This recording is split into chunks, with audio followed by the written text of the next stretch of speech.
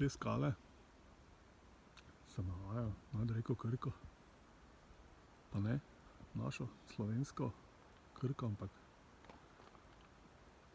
reko Krko iz Hrvaške.